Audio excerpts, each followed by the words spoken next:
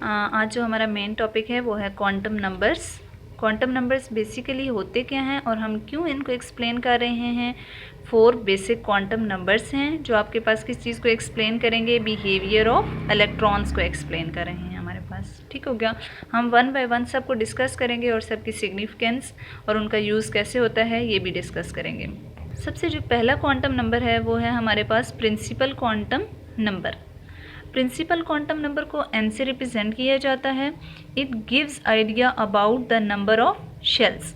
ये हमें किसके बारे में बताता है, number of shells. Number of shells basically होते क्या हैं हमारे पास। जनरली नंबर ऑफ शेल्स अगर हमें बताता है या नंबर ऑफ शेल्स होते क्या हैं हमारे पास, उससे हमें ये आइडिया हो जाता है कि साइज़ क्या है एटम का। फॉर एग्जांपल n की वैल्यू अगर 1 है तो ये कौन सा शेल है, K शेल। n की वैल्यू 2 है, कौन सा शेल है, L शेल। n की वैल्यू 3 है, कौन सा शेल है, M। n की वैल्यू 4 तो N शेल है हमारे पास। ठीक है, तो these are called as principal quantum number. हमने कहा प्रिंसिपल क्वांटम नंबर को n से लिखा जाता है। यहाँ पे प्रिंसिपल क्वांटम नंबर की क्या वैल्यू है, 1। प्रिंसिपल क्वांटम नंबर की वैल्यू चेंज है, यहाँ पे क्या है 2, 3 और 4। मीन ये हमें नंबर ऑफ शेल्स के बारे में बताता है। अगर प्रिंसिपल क्वांटम नंबर की वैल्यू 4 है तो हमें समझ आ जाएगी कि कौन सा शेल है, 4th शेल है, मीन n शेल है हमारे पास। ठीक हो गया। अब इन शेल में इलेक्ट्रॉन्स कितने होते हैं ये हमें कैसे पता चलता है, इसके लिए हमारे पास एक फार्मूला है। इस फार्मूले के अकॉर्डिंग क्या है, number of electrons in these shells can be calculated using formula. Formula क्या है, 2n²। और n किस चीज़ को रिप्रेजेंट कर रहा है, प्रिंसिपल क्वांटम नंबर को या शेल नंबर को एक्सप्लेन कर रहा है। फॉर एग्जांपल अगर k शेल है तो n की वैल्यू क्या है, 1। अगर हम इस फार्मूले में n की जगह पे 1 पुट करते हैं तो 1 का स्क्वायर इज़ 1, तो हमारे पास यहाँ पे वैल्यू क्या हो जाती है, 2। इसका मतलब ये है कि k शेल में मैक्सिमम कितने इलेक्ट्रॉन्स आ सकते हैं, 2 आ सकते हैं। अब हम नेक्स्ट शेल की या L शेल की बात करें तो n में कितने इलेक्ट्रॉन्स हैं, 2 का n इस प्रिंसिपल क्वांटम नंबर क्या है, 2। n में नंबर ऑफ इलेक्ट्रॉन्स फाइंड करना चाहते हैं तो फार्मूले में पुट करेंगे। 2 का स्क्वायर क्या हो जाता है, 4 2 ज़ा 8। इसका मतलब ये है कि L शेल में हमारे पास कितने इलेक्ट्रॉन्स हैं, 8 इलेक्ट्रॉन्स हैं। सिमिलरली M शेल के भी कैलकुलेट किए जा सकते हैं और N शेल के भी कैलकुलेट किए जा सकते हैं। यहाँ से हमने कैलकुलेट किए तो N शेल में कितने इलेक्ट्रॉन हैं, M में 18 और N शेल में कितने इलेक्ट्रॉन्स हैं, 32। इसका मतलब ये है कि जो फर्स्ट क्वांटम नंबर है या जो प्रिंसिपल क्वांटम नंबर है, इससे हमें किसी भी एटम का साइज़ पता चल जाता है। साइज़ का मतलब इससे हमें शेल्स पता चल जाते हैं और शेल्स में हम इलेक्ट्रॉन्स भी कैलकुलेट कर सकते हैं बाय यूजिंग फार्मूला 2n²। तो this is the first quantum number. अब हम सेकेंड क्वांटम नंबर की बात करते हैं। Second quantum number is called as azimuthal quantum number. और एजीम्यूथल क्वांटम नंबर को किससे लिखा जाता है, L से लिखा जाता है। ये किस चीज़ के बारे में बताता है, it describes the shapes of सब शेल्स। सब शेल्स आपके पास होते कौन से हैं, या ये हमें ये बताता है कि कौन सा सब शेल आ रहा है, एग्जिस्ट कर रहा है। It's value is always 1 less than that of value of n। इसकी वैल्यू हमेशा आपके पास n की वैल्यू से 1 कम होगी। कैसे, फार्मूला के according L is equal to n minus 1। For example देखें, अगर n की वैल्यू हमारे पास क्या है, 1, तो L की वैल्यू क्या निकलेगी, 1 माइनस 1 इज़ इक्वल टू 0। तो इसकी n की वैल्यू 1 है तो L की वैल्यू 1 कम है, मीन क्या है, 0 है। 0 है तो कौन सा सब शेल होगा, S सब शेल होगा। ठीक हो गया। इसी तरह अगर n की वैल्यू 2 है, 2 माइनस 1 1। अब कौन सा सब शेल है, P सब शेल। इसी तरह 2 D सब शेल, 3 होगा तो कौन सा सब शेल होगा, F सब शेल होगा। मीन सारी वैल्यूज़ आपके पास प्रिंसिपल क्वांटम नंबर से A लेस आ रही हैं। अगर प्रिंसिपल क्वांटम नंबर 2 है तो एजीम्यूथल क्वांटम नंबर 1 है। अगर प्रिंसिपल क्वांटम नंबर 3 है तो एजीम्यूथल क्वांटम नंबर 2 है। अगर प्रिंसिपल क्वांटम नंबर 4 है तो एजीम्यूथल क्वांटम नंबर 3 है हमारे पास। ठीक हो गया। अब हम प्रिंसिपल क्वांटम नंबर में इलेक्ट्रॉन्स की बात करते हैं, एजीम्यूथल क्वांटम नंबर में, सॉरी, एजीम्यूथल क्वांटम नंबर में सब शेल्स आ जाते हैं। सब शेल्स कौन कौन से हैं, S sub shell, P sub shell, D sub shell, F sub shell. हम देखते हैं कि S सब शेल में कितने इलेक्ट्रॉन्स हैं, P सब शेल में कितने इलेक्ट्रॉन्स हैं, D सब शेल में कितने इलेक्ट्रॉन्स हैं और F सब शेल में कितने इलेक्ट्रॉन्स हैं। यहाँ पे हमने लिखा हुआ है कि S में 2 हैं, P में 6 हैं, D में 10 हैं, F में 14 है। लेकिन हमें कैसे पता चला इसमें कितने इलेक्ट्रॉन्स हैं, इसका भी फार्मूला है, that is 2 × 2l + 1 number of electrons in the sub shells. अब हम सबसे पहले S सब शेल की बात करते हैं। एस सब शेल के लिए एल की वैल्यू क्या है 0। अगर हम इस फार्मूले में 0 पुट करते हैं तो ये पूरी टर्म 0 हो जाएगी, दैट इज़ 1। 2 इंटू 1 तो हमारे पास कितने इलेक्ट्रॉन्स आ गए, 2 इलेक्ट्रॉन्स आ गए। ठीक हो गया। इसी तरह पी सब शेल की बात करते हैं तो पी सब शेल के लिए एल की वैल्यू 1 है, तो यहाँ से हमारे पास क्या निकलेगी 6 इलेक्ट्रॉन्स। इसी तरह अब आपने किसके लिए निकालनी है, डी और एफ सब शेल के लिए। यहाँ पे लिखा हुआ है कि डी में कितने इलेक्ट्रॉन्स हैं, 10 इलेक्ट्रॉन्स हैं, और एफ सब शेल में कितने इलेक्ट्रॉन्स हैं, 14 इलेक्ट्रॉन्स हैं।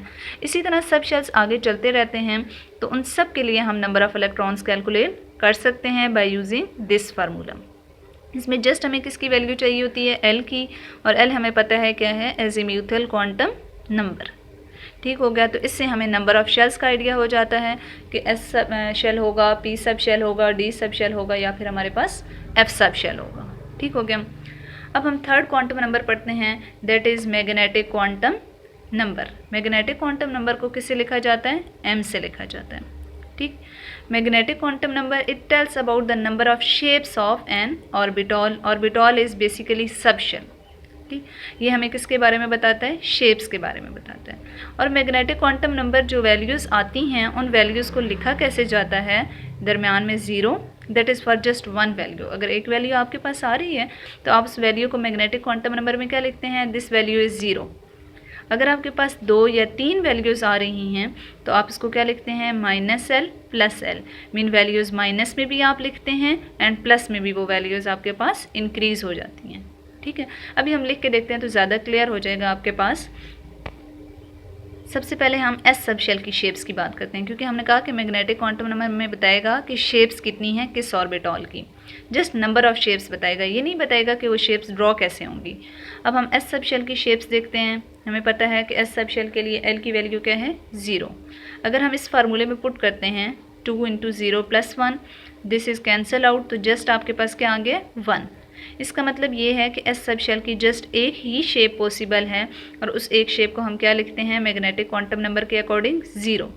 और वो एक शेप ज़्यादातर क्या होती है, या मोस्टली बल्कि हमेशा या ऑलवेज़ आपके पास क्या होती है, स्फेरिकल। यानी एस सब शेल हमेशा आपके पास क्या होता है, स्फेरिकल। ठीक हो गया।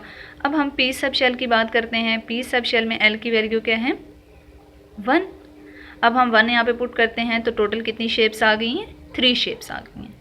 मैग्नेटिक क्वांटम नंबर में हम 3 शेप्स को हम कैसे लिख सकते हैं, 0 + 1 -1। तो ये 3 शेप्स किसकी हैं, पी सब शेल की। मतलब एस सब शेल की जस्ट एक ही शेप है, पी सब शेल की कितनी शेप्स हैं, 3 सब शेप्स हैं आपके पास। ठीक हो गया। डी सब शेल में अब हम देखते हैं एल की वैल्यू क्या है, 2। अगर हम 2 पुट करते हैं तो 4 + 1 is 5। Mean D sub shell की कितनी शेप्स पॉसिबल हैं, 5 शेप्स पॉसिबल हैं हमारे पास। वो 5 शेप्स हम कैसे लिख सकते हैं, सेंटर में हमेशा 0 आएगा, +1 -1 +2 -2। तो टोटल कितनी शेप्स होगी, 1 2 3 4 5। मीन डी सब शेल की कितनी शेप्स पॉसिबल हैं, 5 शेप्स पॉसिबल हैं। ठीक हो गया। इसी तरह अब आपने किसकी निकालनी है, एफ सब शेल की। एफ सब शेल में जस्ट क्या करना है, एल की वैल्यू हमने क्या पुट करनी है, 3 पुट करनी है। जब हम 3 पुट करेंगे तो 3 2 = 6 में 1 प्लस करेंगे तो 7 शेप्स आ जाएंगी। ठीक है। ये कितनी शेप्स हैं, 5। अगर 7 लिखना चाहते हैं तो यहाँ पे हमें +3 और -3 ऐड करना पड़ेगा। तो टोटल कितनी पॉसिबल शेप्स हो जाएंगी, 7 पॉसिबल शेप्स हो जाएंगी।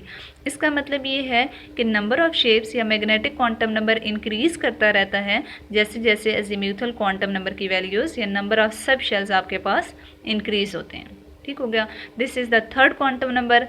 अब हम फोर्थ क्वांटम नंबर की बात करते हैं। फोर्थ क्वांटम नंबर हमारे पास है स्पिन क्वांटम नंबर।